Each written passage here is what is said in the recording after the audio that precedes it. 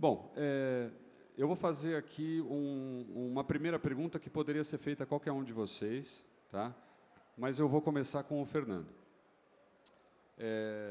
Fernando, você acompanha o nosso segmento ali. Há pouco, nos bastidores, a gente estava contando sobre o envolvimento de vocês diretamente com a questão do pirarucu manejado da Amazônia, né? Que criou esse lindo projeto que é o Gosto da Amazônia. Mas eu queria que você comentasse um pouco sobre como é essa relação dos restaurantes com os fornecedores de pescado e com a matéria-prima em si. Quais são os problemas que você enxerga nessa cadeia e o que você, representando os restaurantes, acha que poderia ser feito para solucionar? Por favor. Tá bom, vamos lá. Bom, boa tarde aí a todas e a todos que estão assistindo a gente. Saudar aqui meus colegas de painel. Obrigado pelo convite, Ricardo, Seafood.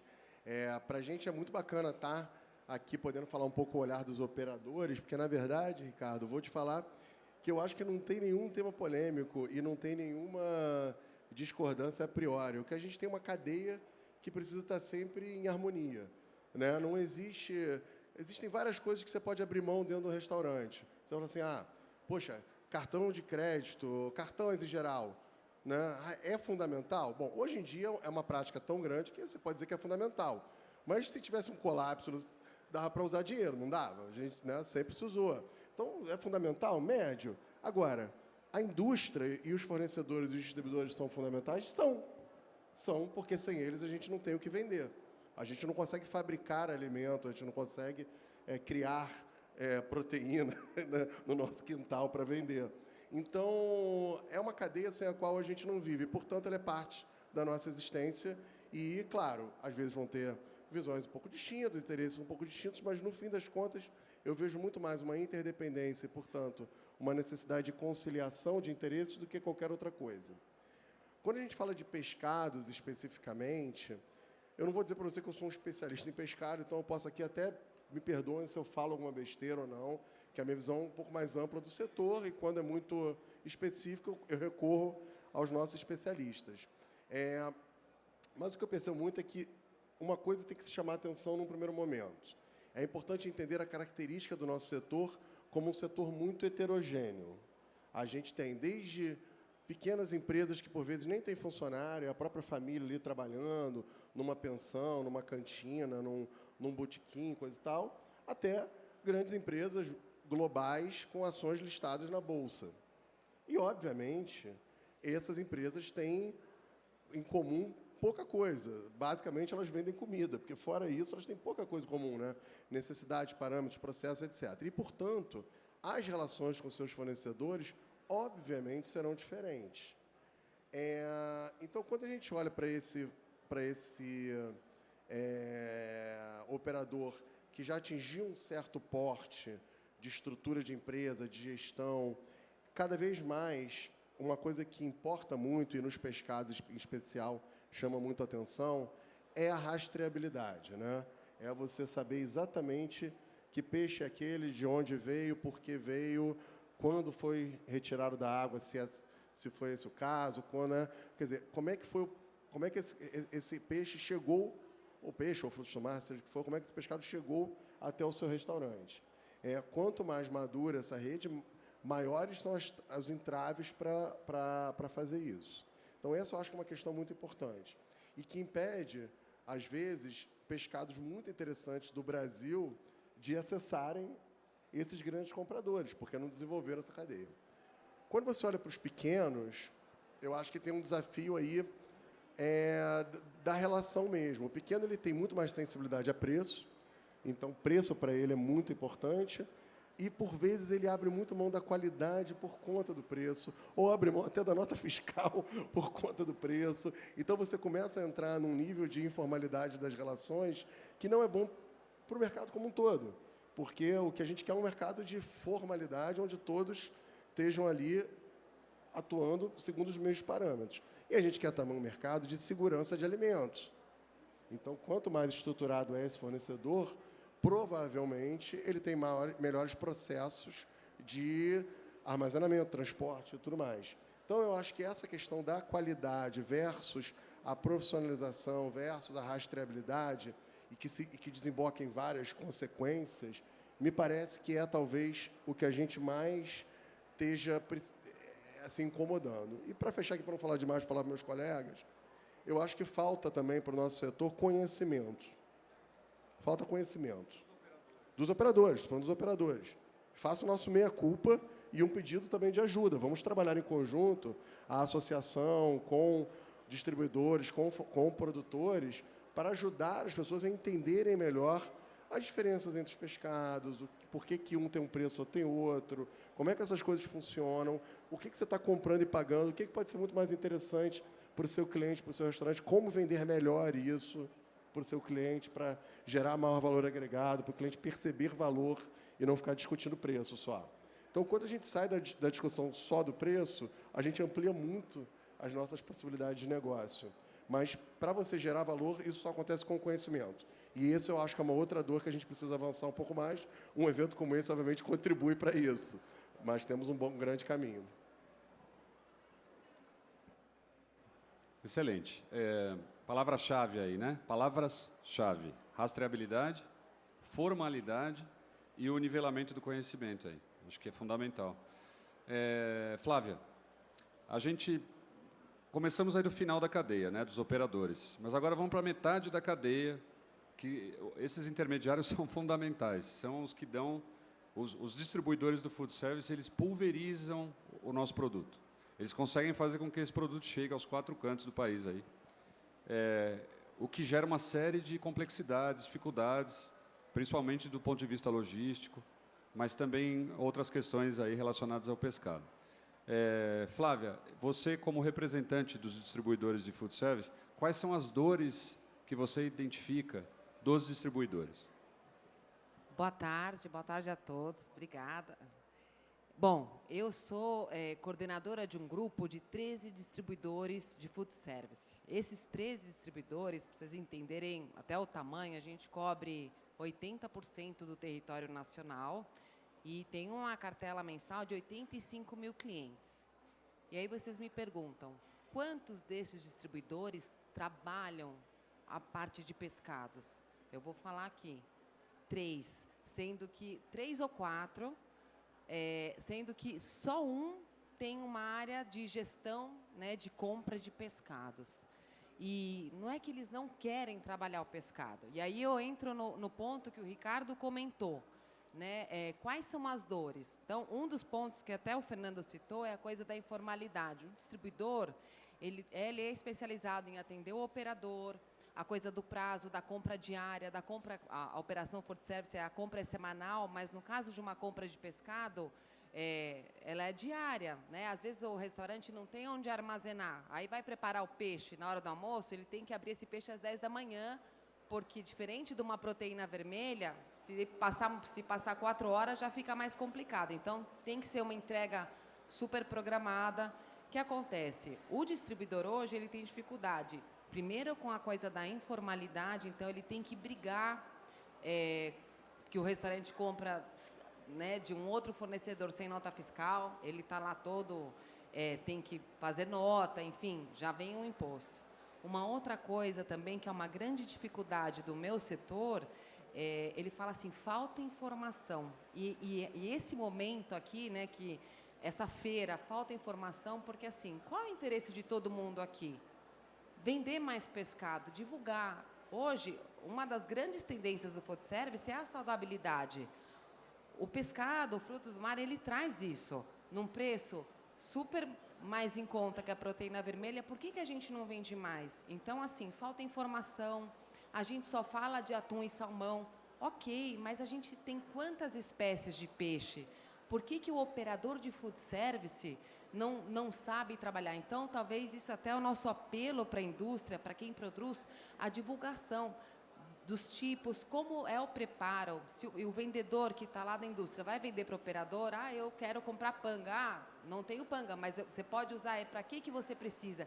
Então, falta esse entendimento técnico para ser passado para o operador. A parte comercial, tanto da indústria quanto do distribuidor, eles precisam aprender a trabalhar esse mercado, a falar sobre peixe, sobre as espécies, qual é o melhor modo de preparo. Também tem uma outra grande, eu não falo, não é lenda, mas assim, a coisa da...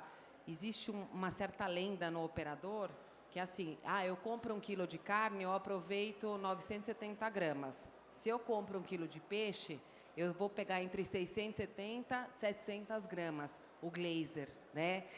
Aí eu tenho uma pesquisa que eu fiz pela ECD há 5 anos atrás, 60% dos operadores pesquisados não fazem um controle de desperdício, eles nem sabem fazer, mas assim, ele já tem esse tabu, que peixe ele está perdendo dinheiro. Então, assim, é nosso papel começar a mudar essa mentalidade, trazer o pescado como N alternativas, assim, ensinar o operador a fazer, a preparar os diversos modos de preparo, apresentar as novas espécies, munir o operador de informação técnica, que seja uma coisa fora só do preço, que seja informação com informação, né? Aí é o ganho. Eu ganho, você ganha, todo mundo ganha junto. Eu acho que esse é o grande ponto. Essas são acho que as grandes dificuldades do operador. Desses 13 distribuidores, eu tenho, assim, 5 ou 6, 7 que já estão com a cadeia de congelados, querem trabalhar, mas não se sentem preparados. Ele falou assim, como é que eu vou comprar uma carreta de peixe fresco para entregar e eu não tenho um mercado preparado para isso? Ou eu vou vender o porcionado? Isso é outra. O operador falar, não quero comprar o porcionado, porque o porcionado é mais caro. Mas por quê? Porque ele não sabe fazer a conta. Se ele pegar o porcionado e ele fizer a conta, mas quem tem que ensinar essa conta? É a gente, é a indústria, é o distribuidor. Então, assim, nós temos que nos unir para ajudar a vender mais. Depende da gente. É isso. Pedrão, parece que foi ensaiado, né? A dinâmica está muito boa, está excelente, porque realmente, dentro dos fóruns do pescado, exclusivamente, a gente sempre tenta discutir quais são essas dores, né? E os temas que vocês trouxeram são temas-chave. Nós sabemos que esses temas precisam ser resolvidos. Mas eu não vou falar sobre isso, eu vou pedir que o Pedro fale. Pedro, como representante da indústria agora, né, Pedro? Falar um pouco do que faltou. Não faltou nada. Mas olha, faz os teus comentários a respeito desses pontos, aí só sem destacando, assim, acho que do que a Flávia trouxe, tentando fazer aqui uma breve síntese, a questão da variedade de pescados, de itens de pescado é fundamental, sair do convencional, e aí isso está conectado com a informação e a formação que você falou, né? Poxa, se o operador do food quer um panga, vamos entender por que ele quer o panga, o que ele enxerga, quais são os atributos que ele enxerga naquele filé branco sem espinha, que talvez possam ser substituídos por outro pescado, né? Não porque é melhor ou pior, mas porque pode encaixar melhor com aquele operador, com a proposta, com o nicho que ele atua, com o porte que ele tem. Bom, é isso. Pedrão, vai lá. Ô Ricardo, assim, bom, primeiro, boa tarde a todos. Muito obrigado pela presença. Queria agradecer também a Francal, você, Ricardo, parabéns pela feira, uma realização de um sonho nosso antigo, né? Então a gente está uma gratidão muito grande poder estar aqui, participar desse momento, tá? Eu queria fazer também um agradecimento aqui, né? Eu comentei aqui com a Flávia um pouquinho antes da reunião.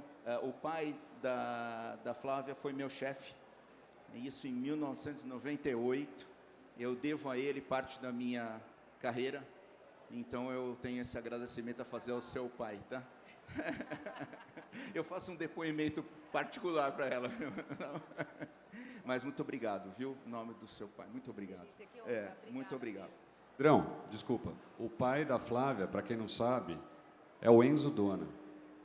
Todas as informações, eu como jornalista que procurava publicar reportagens sobre food service, todos os dados, todas as informações que eu precisava saber sobre a relação entre pescado e food service, eu perguntava ao pai dela. O Enzo é uma bíblia. Infelizmente era, mas ele está aqui com a gente hoje, tenho certeza disso. Tá. Muito bem. Assim, agora, né, o que o Fernando falou, que a Flávia falou, acho que o que eu tenho aqui é tentar complementar algumas coisas, certo? Reforçar alguns pontos que vocês já comentaram. Mas eu fiz aqui a minha colinha e a gente, assim, nós estamos num momento de inflação global, tá? Então, posto isso, todo o preço das refeições, dos alimentos está altíssimo. Então, Então, isso está sendo um desafio até mesmo para o retorno do food service. O food service teve um grande problema com a pandemia, todos sabemos, e agora, quando vai retornar, pega uma inflação aí muito grande. Então, isso tem atrapalhado um pouquinho aí os negócios. No momento, a situação é mais conservadora, certo? A gente não pode deixar de destacar que nós estamos à beira de uma eleição, então nós estamos num momento de incerteza política e todo mundo passa por isso. Isso gera uma certa inércia no mercado. O mercado fica meio parado, esperando aquilo que vai acontecer. Mas aqui é rápido, né? Eu costumo brincar, falo até com os meus amigos e meus colegas de trabalho, assim, no dia depois da eleição, eu estarei 7 horas da manhã em frente do computador, trabalhando como sempre fiz. Então, isso não vai mudar nada, certo? Então, a gente tem que seguir em frente. Eu acho que outro ponto importante aqui, focado falando de food service, a pandemia nos fez também cozinhar um pouco mais em casa, né? Então, isso também é um desafio que passa hoje o food service. Mas isso são pontos só que justificam um pouco das vendas fracas que a gente tem sentido no mercado no momento atual. Ok? Mas isso é um cenário desafiador. Ok, então, como é que a gente aprimora essa relação, então, entre a indústria e o food service para ultrapassar isso? E a palavra aqui já foi falada por Fernando, falada por Flávia, a palavra que eu trouxe é aproximação. E eu acho que falta isso para o nosso setor, tá? E quando eu falo setor, eu estou falando aqui todo mundo. Não estou falando aqui só da indústria, distribuidor com o food service. Não, essa aproximação tem que ser feita em todos os elos da cadeia. Acho que eu separei até esse momento em 3 coisinhas curtas aqui que eu queria dividir com vocês, mas acho que o primeiro é uma palavra em inglês, agora está na moda, disruption, né? Que o pessoal está usando, nada mais é do que uma ruptura dos padrões normais da cadeia, que a pandemia gerou isso. Mas eu acho que a pandemia gerou uma coisinha que a gente fala muito da disruption para cadeia de abastecimento. Ela gerou uma outra coisa que a gente não está prestando atenção, ela causou uma ruptura no contato entre o vendedor e o seu cliente. Eu vejo isso agora no mercado. Tem muita gente trabalhando de casa no WhatsApp, certo? E isso não, no meu ver, tá? Aqui são conceitos meus, são valores meus. Eu acho que isso não ajuda a gente a desenvolver um mercado. Nós vamos precisar aproximar mais. E vai ter que tirar, desculpa o termo, tem que tirar a bunda da cadeira mesmo, certo? E ir visitar cliente e falar com o cliente dizendo o que você quer, que peixe que você gostaria de ter, que tipo de corte você precisa. Vamos testar esses outros peixes aqui, a gente tem uma série de coisas. Tem um sortimento enorme. Gente, quando a gente fala eu falo aqui já com frequência, o Ricardo me conhece.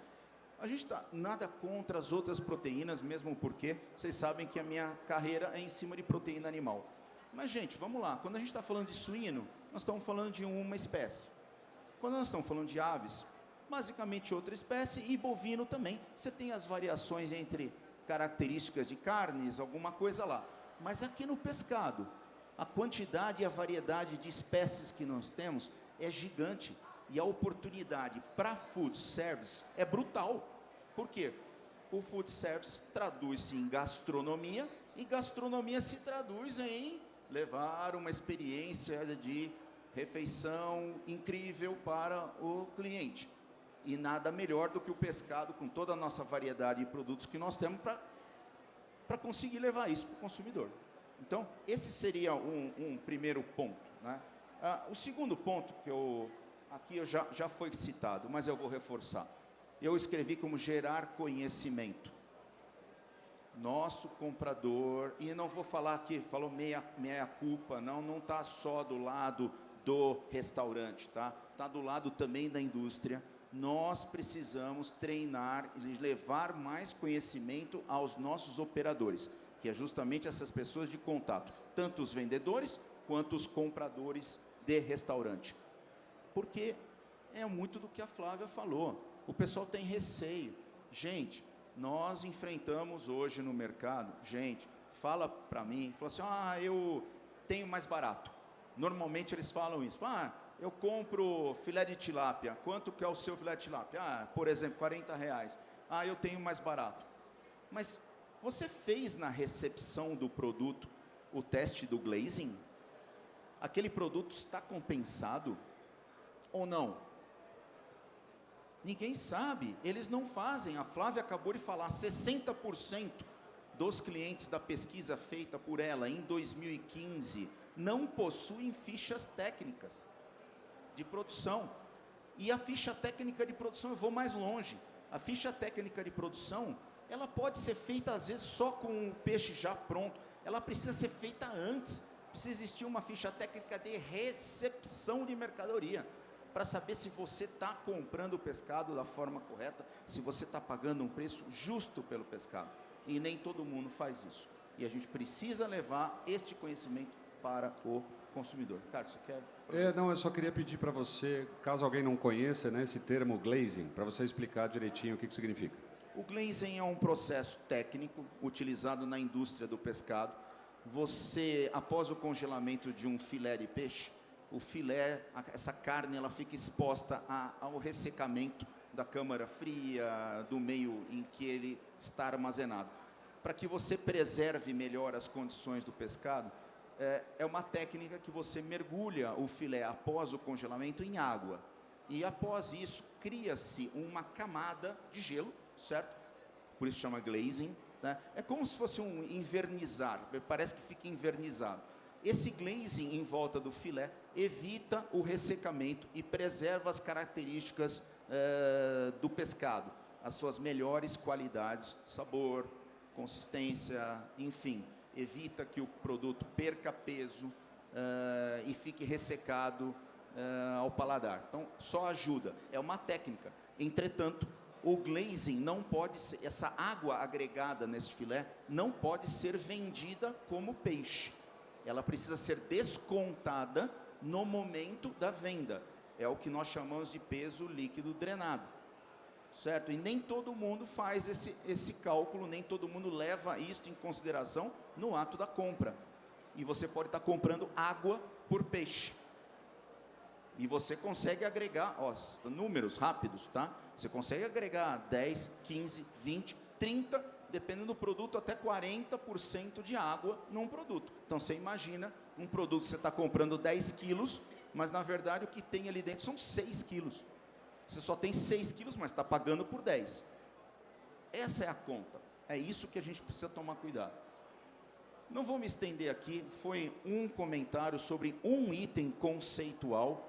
Falamos aqui sobre diversidade de espécies, toda a forma de cada pescado tem melhor de ser preparado, então cada espécie tem essa característica, tem os seus pratos, a forma melhor de preparo, mas isso é uma coisa que o chefe pode desenvolver e a gente tem que fazer isso junto dele. Acho que nós, né, Flávia, eu queria acrescentar, depois eu queria que você comentasse um pouquinho sobre, você também, Fernando, vocês já publicaram temas sobre aproveitamento integral do pescado. Acho que isso é uma coisa também que a indústria pode fazer, né, em benefício do restaurante, que é mais ou menos levar porções, falamos de porções já preparadas para o restaurante. Isso evita desperdício, melhora custo, uma série de vantagens, mas, de novo, falta conhecimento e o pessoal não está preparado ainda para entender a vantagem que você tem quando você recebe um produto já semi-processado, semi-acabado, pré-pronto, enfim, uma série de conceitos aí. Falamos já de sortimento. Bom, último, e para encerrar, eu acho importante aqui, é uma coisa para a cadeia como um todo. Eu não gosto muito de chavões, tá? Mas esse é importante aqui, cada macaco no seu galho, né? Então, eu acho que é importante ressaltar para o desenvolvimento bom da relação entre o food service e a indústria, que realmente cada papel seja respeitado. Se você é uma indústria, seja uma indústria. Se você é um distribuidor, seja um distribuidor. Se você é um restaurante, você seja um food service, um operador de food service. a gente nota na cadeia vontades, a gente sabe das necessidades de sobrevivência de cada empresa e às vezes o pessoal acaba pulando etapas, tentando, um produtor quer vender direto e não sei o que, tal, e isso gera uma confusão danada no mercado. Eu acho que o mercado deveria olhar isso com atenção para cada um no seu pedaço, cada um no seu quadrado. Okay? Bom, por fim, só encerrar, nós estamos aqui, eu vou passar uma mensagem otimista, porque eu acho que assim, os pescados têm tudo para se tornar, e o Brasil será um grande produtor mundial de pescado. Não tenha dúvida disso. Mesmo porque o mundo precisa que nós nos tornemos isso. E nós temos que aproveitar isso aqui no Brasil. Nós vamos aproveitar isso no Brasil. O food service vai se beneficiar. Nós vamos, com certeza, aumentar os 10,5 consumo per capita que nós temos no Brasil. Muitas vezes as pessoas me perguntam, mas e essa relação de proximidade agora que você tem? Você já foi do varejo, né? Você já foi agora da indústria. Como é que estar do outro lado da mesa? E eu falo simplesmente que a mesa é redonda. Ela não tem lado. Excelente, espetacular. Bom, só para acrescentar, nós temos já a informação confirmada, consolidada, de que o Brasil é o 4º maior produtor de tilápia do mundo. E podemos dizer que nós somos os maiores produtores de pirarucu, de tambaqui, de pintado. Sem dúvida. Não é? E de várias outras. Quem é que tem essas espécies? Bom, antes eu acho que vocês estão aqui, inclusive, muito ansiosos até para comentar os outros pontos, mas eu queria dar a chance da plateia fazer alguma pergunta, caso vocês tenham aí, só levantar a mão, a gente leva o microfone. Alguém tem alguma? Não? Vamos lá, alguém quer comentar diretamente assim já os pontos que foram perguntar levantados? Da nossa vida, pergunte de outras coisas, só para a gente interagir, assim. Senão a gente fica só aqui, os quatro conversando. Que a gente almoçou, sei lá. Tá todo mundo fechado. Aqui, apareceu, Tamires. Pronto. Tamires, quem vai fazer a pergunta, você ou a Isis? Sou eu mesmo. Na Tá verdade, meu nome é Tamires Quinhões, sou diretora executiva da Associação Brasileira de Fomento ao Pescado, a ABRAPS. E um ponto muito importante foi levantado aqui foi o conhecimento, né? E eu acho que a gente tem 2 vias aí para trabalhar junto, tanto pela colaboração entre as entidades, né? Como também com a Semana do Pescado, que abre uma nova temporada aí de consumo e que ainda é necessária essa aproximação dos restaurantes. Era só esse comentário. Não, sem dúvida. Se eu permitir aqui rapidamente, bom, eu não me envolvo associativamente à toa. Eu, obviamente, acredito no potencial que as associações têm de fato, juntarem essas pontas e melhorarem o mercado como um todo. Localmente também, eu sou presidente do Sindirri, que é o Sindicato de Bares e Restaurantes do Rio de Janeiro, que é o maior e mais antigo do Brasil. A gente é de 1911. Tem tempo já, mais de 100 anos, e temos mais de 2.000 restaurantes associados só na cidade do Rio. E estou na associação... 2.000, só na cidade do Rio. E estou na Associação Nacional de Restaurantes, que tem sede aqui na cidade de São Paulo, e, obviamente, uma atuação nacional. E eu acho... Tamires, seu nome, não é isso? Eu concordo totalmente com você. É nosso papel, sim, ajudar nessas pontas. Conte com a gente para isso.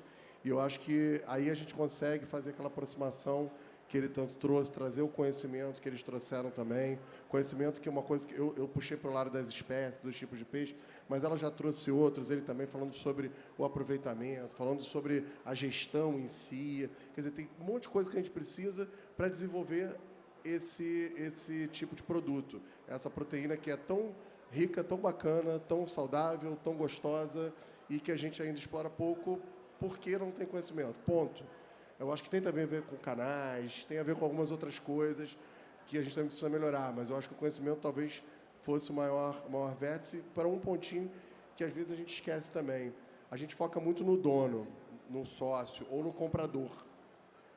E muitas vezes a gente esquece de que existem outros tomadores de decisão dentro da empresa, né? Ou influenciadores de decisão.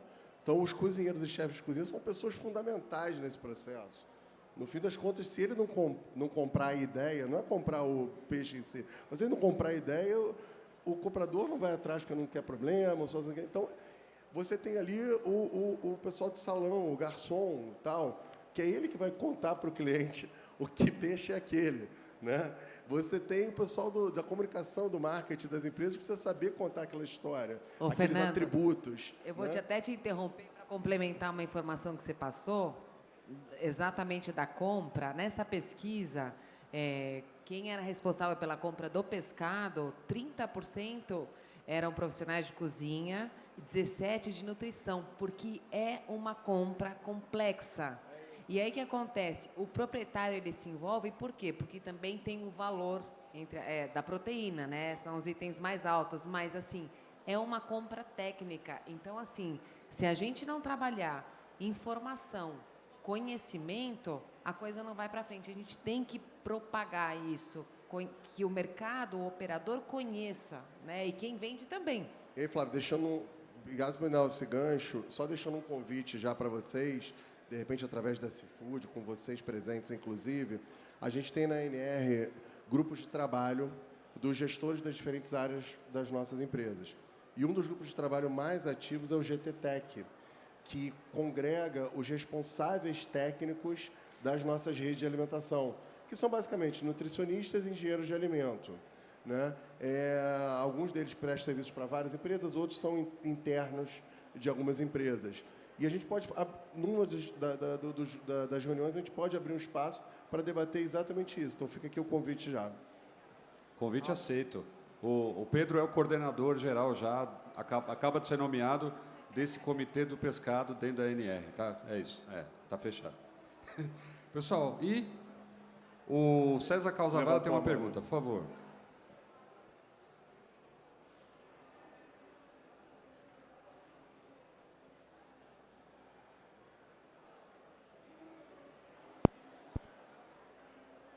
De teste. Oi? Nunca dá certo com o microfone. Bem, uma coisa que eu queria comentar, meu nome é César Calzavara, eu sou consultor e dou consultoria desde os barcos até os restaurantes e tal. E a gente já trabalhou muito nas indústrias, eu trabalho na indústria também, e nos barcos. E a gente já conseguiu fazer muita coisa legal nos barcos e tal, mas muita coisa se perde no meio do caminho. Questão de rastreabilidade mais fina, rastreabilidade comercial, que eu chamo, que é aquela informação que é aquele barco, tal, aquele pescador, o nome do pescador, tal, que é muito legal comercialmente. Mas 100% dos compradores de pescado são os consumidores. Então, é quem vai comer o peixe. Então, essa informação, esse treinamento de tudo, tem que ser muito voltado para o consumidor. Se o consumidor pede, a cadeia toda vai ter que se virar para fazer.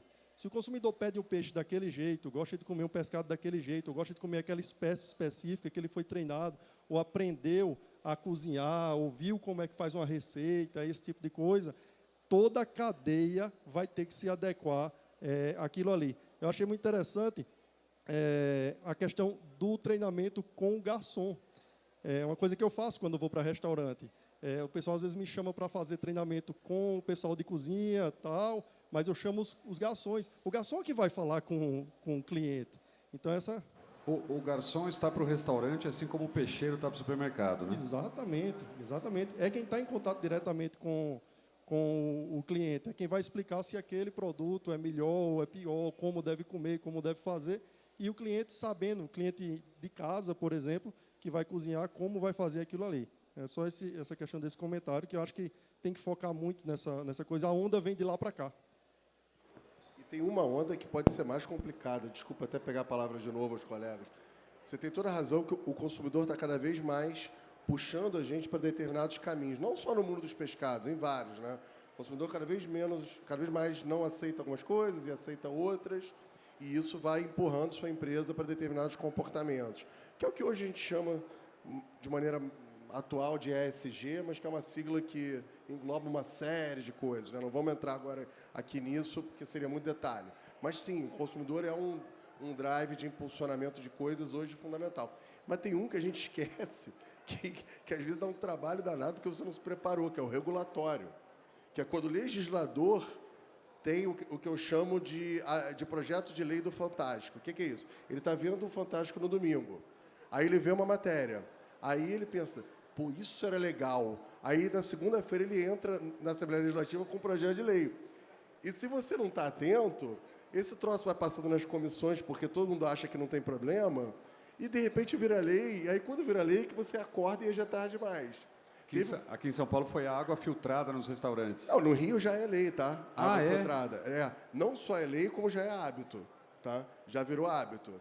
Então, é muito comum chegar em restaurante do Rio e as pessoas só estão bebendo água da casa, ou pelo menos um percentual relevante de clientes bebendo água da casa. Bom, não é proibido vender a garrafinha, só é obrigado a oferecer. E aí, por que eu estou contando essa história? Eu tenho um exemplo concreto. No Rio de Janeiro, quase passou um projeto de lei que estava assim, já estava na pauta de votação da Alerj, que ia obrigar todos os restaurantes a descreverem no cardápio aonde o peixe foi pescado. Não é quem forneceu, não é de onde ele comprou, não. Porque de onde ele comprou, ele sabe. Era de onde foi pescado. Porra, ninguém fazia a menor ideia de onde aquilo tinha sido pescado. Assim, a intenção era boa, querer a rastreabilidade, mas a execução era impossível, né? Então, quanto mais... O negócio, para resumir, e eu trabalho muito na área institucional, regulatória, para resumir é o seguinte, em algumas questões, adiante-se, porque daqui a pouco vem o regulador e vai passar na tua frente. Então, já vai ali preparando o terreno, melhorando seus processos, para se um dia alguém botar uma lei, você já está meio caminho andado. Perfeito, é isso mesmo. Eu acho que a gente tem que cada vez buscar melhoria para quando vier já estar preparado. Assim, mas eu queria, Flávio, eu queria só deixar uma preocupação que eu tenho, né? Tudo bem, nós temos que levar conhecimento, então, para o elo do food service. Eu tenho minhas opiniões, certo, sobre isso, mas eu queria ouvir de você, Flávio, você, Fernando, assim, quem deveria fazer esse trabalho? Vocês me deixaram na... Olha, eu enxergo que hoje esse trabalho, assim, hoje como distribuidor, eu enxergo a indústria como... no food service existem várias movimentações. Infelizmente, eu acho que é diferente lá fora, hoje esse papel, né, do conhecimento por categorias ainda está com a indústria, né? E o papel do distribuidor é ser um propagador desse conhecimento. Tanto que o Pedro comentou da venda por WhatsApp, né? A pandemia, ela aumentou isso, mas também, quando a gente fala de equipe comercial, de vendas, o vendedor, principalmente de um distribuidor que é especializado, ele não pode ser mais um tirador de pedido, porque daí sim, para tirar pedido, você tira pelo WhatsApp. Mas hoje ele tem que ser muito mais, ele tem que ser um consultor de vendas, um consultor técnico. E esse é o papel dele, passar a informação. Mas essa informação, ao meu ver, ela tem que vir da indústria, né? Enfim. O que você acha, Fernando? Que para não dar retorno. Eu concordo. Eu acho que, assim, óbvio que é um trabalho conjunto, claro, né? Porque também não adianta a indústria ficar lá falando sozinha para ninguém, né? Então, tem que ter claro um que a apoio. gente tem, né, o nosso papel é trazer essa capilaridade. Mas esse nosso mundo de operadores muito heterogêneo, mesmo as associações, claro que vão ter dificuldade de chegar em todos. Aliás, não chegarão em todos, ponto. O último levantamento que a gente tem, junto com o IFB, que é o Instituto Food Service Brasil, foi feito esse ano, dá conta de 750 mil operadores ativos no Brasil. 750 mil. Tá? Eles fizeram cruzamento até de Google e tal, para ver quem realmente estava ativo. Porque não adianta o cara estar com CNPJ, mas não tá operando mais, né? Então, assim, uma loucura, não dá. Eu não tenho 750 mil associados e nem perto disso, daí por diante. Agora, e a indústria, não só são menos players, claro, como a indústria, por definição, tem ou deveria ter todo o conhecimento técnico sobre aquele produto. Conhecimento técnico que o operador não vai ter. O operador ele vai ter muito mais o retorno em relação às demandas, né? O que funciona, o que não funciona, o que eu posso te ajudar como indústria para me fornecer algo mais adequado, né? Ele tem ali a dor da ponta, que é fundamental. No fim das contas, afinal de contas, como eu comecei falando, é uma cadeia. Mas a indústria, ela é mais concentrada, ela tem mais conhecimento e, sejamos honestos, tem mais recurso. E esse tipo de trabalho precisa também de investimento. Tem um projeto nosso que a gente estava comentando ali antes daqui, que é o Gosto da Amazônia, que eu até convido vocês a procurar depois na internet gostodaamazônia.com.br, que quem organizou fomos nós, como operadores, mas tem financiamento de fora. A gente sozinho não conseguiria fazer aquilo, né? Então, eu acho que é em conjunto, mas o impulsionador tem muito da indústria, sim, concordo contigo. Inclusive, um dos chefes até tatuou o pirarucu no braço, né? Depois de fazer uma viagem para lá. Imagina o impacto que isso tem. Pois é, Ricardo. Assim, eu concordo com os dois. Acho que tem que partir da indústria mesmo, porque é quem detém o maior conhecimento daquela espécie trabalhada, né? Que, lembra que nós temos Ou deveria muitas, ter. ou deveria ter, né? Então eu enxergo isso como sendo a indústria encabeçar esse papel. Né? Mas não, acho que, desculpa, Pedro, não é um claro. trabalho solitário. Eu acho que é assim, sou eu, né, como distribuidor, você como indústria, você como operador, o Ricardo que juntou todos nós. E o ano que vem eu acho que a gente tem que fazer um concurso de receitas com diferentes tipos de pescado, porque é assim que a gente vai ensinar o mercado a trabalhar. A gente tem que incentivar o cara que está na cozinha, vamos fazer concurso. Quem faz a melhor receita de lá, já sai com ficha técnica, já sai com cardápio, divulga o cara. O operador, ele precisa desse reconhecimento. A gente tem que trazer isso para ele. Então, é todo mundo junto, não é um sozinho. Ontem nós fizemos a entrega do prêmio Melhor Peixeiro do Brasil. Foi uma disputa entre peixeiros do Carrefour e eles fizeram aqui uma montagem, uma exposição de pescado. Dá para transpor exatamente, fazer a mesma coisa. Claro, com essas adaptações do preparo de receitas. E o público vai testar, o público aqui que é especializado vai testar, você é jurada, o Fernando também. E o Pedro vai ter que se virar para fornecer o peixe para todo mundo cozinhar. Pessoal, a gente está terminando o nosso painel, não parece, mas esse painel está acabando. Eu vou... Não sei se alguém tem mais uma pergunta assim, muito breve. Senão eu vou passar para as considerações finais de vocês, assim, que também peço que seja com brevidade, para a gente não atrapalhar o próximo painel, por gentileza. Fiquem à vontade, quem tiver mais estimulado, aí começa. Aproximação. Acho que é a palavra final minha. Vamos aproximar a cadeia. Eu também tenho uma última preocupação aqui, mas é também um pouco de um desabafo. A nossa cadeia costuma ter ações individuais, né? Cada um olhando para o seu umbigo e cada um... Então, tem muitas dessas iniciativas que falam, eu não vou fazer isso porque eu vou privilegiar o outro ali do lado, não vou ganhar com isso. Mas acho que a gente não tem que ter essa visão. Eu acho que a cadeia toda, cada indústria, se fizer uma ação com aquelas suas espécies principais de gerar conhecimento, eu acho que toda a cadeia ganha, inclusive quem está fazendo. E quem está fazendo sai na frente. Portanto, eu incentivo isso, que todos façam. Não, perfeito. Não vou me estender no lado dele, mas assino embaixo também, que eu acho que tem muito... Competição vai sempre existir, ela é saudável, mas a cooperação setorial, ela faz com que todo mundo ganhe. Então, desenvolve negócio para todo mundo. Então, não tem... Cooperação é a palavra de ordem para todos os setores e intra-indústrias também, dentro da cadeia. Então, acho que eu concordo totalmente. Então, vou deixar um recado mais do nosso setor especificamente, do olhar dos operadores. Se 2020 e 2021 foram os anos de sobrevivência, resiliência, muitos negócios fecharam, não vou nem falar dos dramas pessoais, que aí o papo é muito mais longo. 2022 está sendo um ano de recuperação, sem dúvida nenhuma, ainda muito aquém do que a gente gostaria, mas com um horizonte muito mais próspero. Então, acho que as palavras acabam mudando. Hoje é muito mais adaptação, velocidade, gestão, controle, eficiência.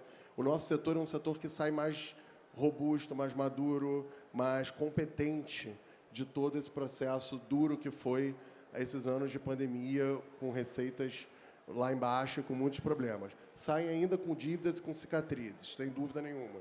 Mas eu vejo um 2023 muito mais seguro e apostem no food service, apostem nos restaurantes, sejam parceiros deles, porque essas empresas que chegaram até aqui chegaram muito mais fortes e elas vão voltar a crescer, vão voltar a consumir. Então, a gente quer deixar aqui à disposição a ANR de todos vocês para ajudar a construir esse horizonte daqui para frente. Obrigado. E eu vou encerrar com uma palavra que vou aproveitar para usar ela como agradecimento, que eu acho que o que a gente tem que trazer para esse mercado tão rico e difícil, né, de trabalhar, é uma coisa que o Ricardo consolidou agora, é profissionalismo. A gente tem que se ver e se tratar com profissionalismo. Essa feira, né, ela é a consolidação disso, né, um sonho assim, de muita gente realizada aqui. Então, assim, para que os outros nos tratem também da mesma maneira. Então, assim, só com profissionalismo e muita seriedade, esse mercado ele tem muita coisa para crescer. De verdade, eu acredito. Obrigada, Ricardo. Imagina, eu que tenho que agradecer a vocês, que fala maravilhosa essa, de todos vocês. Foi muito rico o debate, eu não vi a hora passar, não vi, ainda bem que a turma está aqui me avisando que acabou. Eu acho que foi tão curto que não falamos sobre delivery, não falamos sobre dark kitchen, não falamos sobre uma série de tendências e possibilidades que geram desafios também para a cadeia do pescado. Fica para a gente conversar ano que vem. E eu queria só, em nome de todos aqui da organização da Seafood Show, agradecer a todos vocês pela disponibilidade, pelo tempo e convidá-los aí para o ano que vem. A gente já tem agora 2 encaminhamentos aí logo de cara, a ANR, o Comitê do Pescado da ANR, já temos o concurso das receitas que a gente vai ter que fazer o ano que vem. Então, já tem um monte de lição de casa aí. Gente, muito obrigado a todos vocês também, foi um prazer conduzir esse painel. Muito obrigado.